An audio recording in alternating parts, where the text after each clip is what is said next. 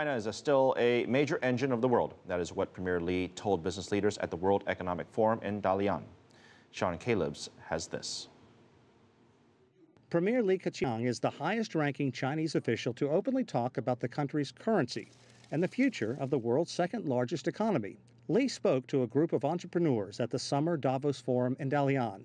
He says China doesn't want a global currency war, that it's not in China's best interest, and that China has no plans to try to stimulate exports by devaluing the yuan. For our next step, we will continue to persist with a market-oriented, law-based system to establish an open and transparent capital market, which will enjoy long-term, healthy development. It's an effort to reassure business leaders around the world. Many were caught off guard last month when China dropped the value of the RMB by close to 2%. Li says China has been wrongly criticized for management of its currency.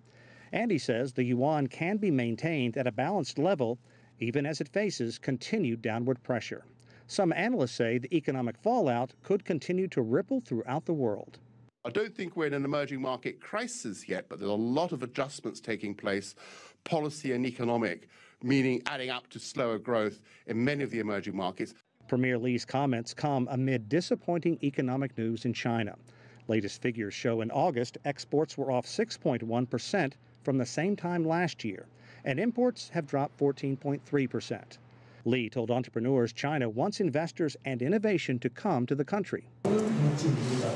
And in this process, China will do a better job in protecting intellectual property rights to ensure an enabling business environment. Li says there is no basis for further devaluation of the yuan, saying it is operating within a reasonable range.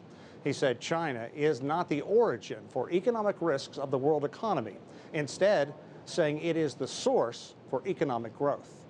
Sean Callebs, CCTV in Washington.